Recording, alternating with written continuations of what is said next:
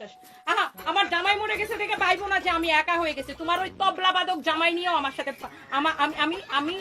আমি একদম মানে স্ট্রেট কাট কথা বলি এবং একদম আমি যেইটা ওইটাই বলি। তোমার ওই তবলা বাদক জামাই নিয়ে আমার একটা চুলও ছিটতে পারবে না, বুঝো নাই?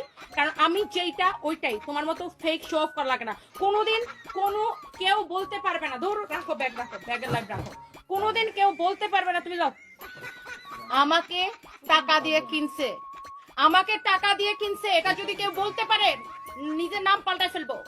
কোনোদিন কারো কাছ থেকে প্রমোশনের জন্য রুবায়েত ফাতিমা তনি 1 পয়সা নেই নাই। তোমার থেকে কয়েকশো গুণ বেশি আমার ফেস ভ্যালু আছে, ইউ আন্ডারস্ট্যান্ড? কান খুলে শুনে নাও, তোমার থেকে কয়েকশো গুণ বেশি ফেস ভ্যালু আমার আছে।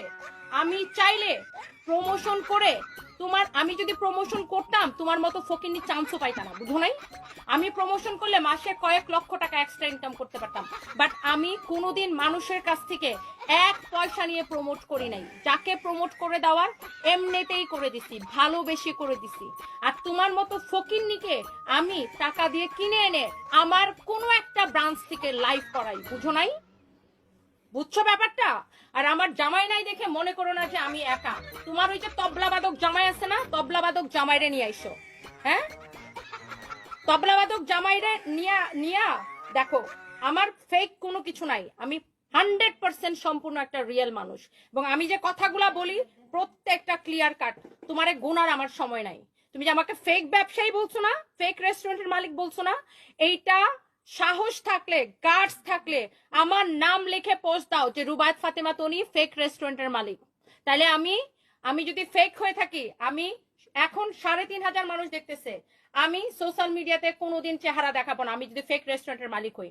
আর তুমি যদি আমার নামে মিথ্যা কথা ছড়াই থাকো শো অফ করার জন্য, কানে ধরে তবলাবাদক জামাইটারে সহ কানে ধরে উঠবোস করাবো। ফালতু কোনখানকার, আমার নাম ধরে খালি পোস্টটা দিয়ে দেখ। আর মনে রেখো, আর ডিয়ার আপা, মাসি, খালাম্মা, ইঁদুর মুখী মনে রাখিস, তোর নামে হাজার হাজার উদ্যোক্তা দাঁড়ায় আছে, কয়েক হাজার উদ্যোক্তা দাঁড়ায় আছে কমপ্লেন করার জন্য আমার কাছে। মানে ওই বহু কমপ্লেন আছে, বহু কমপ্লেন আছে, বহু কমপ্লেন আছে। সব উদ্যোক্তা যত জনের কমপ্লেন আছে, যত জনের থেকে পয়সার লালচে পয়সা নিয়ে 1 ঘন্টার ওই কাজের জন্য 40,000 50,000 নিয়ে ঠিক মতো কাজ করো নাই। হ্যাঁ, ঠিক মতো কাজ করো নাই, মানুষের পয়সাটাকে হালাল করে খাও নাই। কি জবাব দিবা তাদেরকে আপা? কি জবাব দিবা? মানুষের থেকে টাকা নিবা 40,000 50,000 1 লাখ নিয়ে তারপরে ঠিক মতো কাম করবা না, নিজের ইচ্ছা মতো করে ছবি 2টা তুলে চলে আসবা, মানুষের টাকা মাইরা দিবা। এগুলোর কি জবাব দিবা খালাম্মা? Get ready.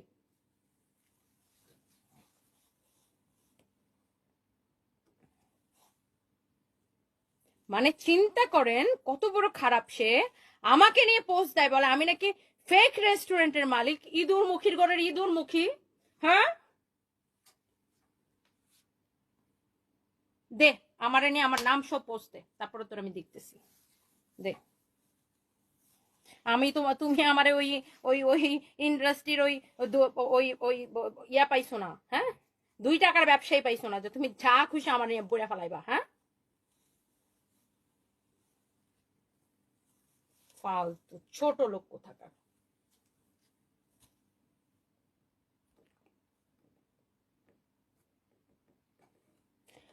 কিছু হইলে আগে যাইতো হাউন আঙ্কেল, আমার হাউন আঙ্কেলের সাথে হাউন খাইতে যাইতো, হাউন আঙ্কেলের সাথে হাউন খাইতে যেত। হাউন আঙ্কেলের বাড়ি আমাগো বাড়ির পাশে, কিন্তু আমরা কোনোদিন হাউন আঙ্কেলের কাছে হাউন খাইতে যাই নাই।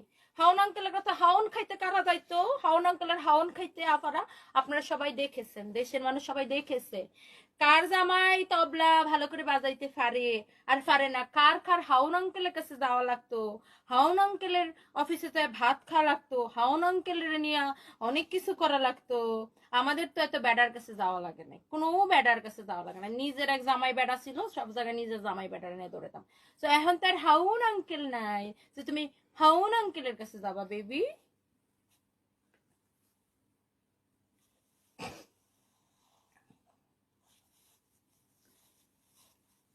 চিন্তা চিন্তা করেন কালকে একটা প্রেস কনফারেন্স হয়েছে, আমি একটু ঘটনাটা ছোট করে বলি। কালকে একটা প্রেস কনফারেন্স হয়েছে, তাকে নিয়ে সেই অভিযোগটা হয়েছে রোজাপুর অভিযোগটা হয়েছে যে রোজাপু একটা হেলিকপ্টার নিয়ে গেছিল শুট করতে, সেখানে রোজাপু হেলিকপ্টার থেকে নামছে, আর ওই হেলিকপ্টার কোম্পানির ব্র্যান্ড অ্যাম্বাসেডর হয়েছে এই মহিলা, আর তার জামাই হয়েছে কোম্পানির ডিরেক্টর।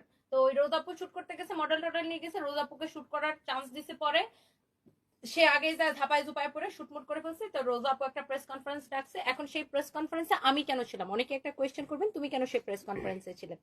রোজা আপু হচ্ছে আমার মাকে মা ডাকছে, বুঝছেন? রোজা আপু হচ্ছে আমার মাকে মা ডাকছে, মানে উনি আমার ফ্যামিলি পার্সন। সো আপনার একজন ফ্যামিলি পার্সন যখন একটা সমস্যায় পড়বে, যখন আপনাকে পাশে থাকতে বলবে, আপনি কি থাকবেন না?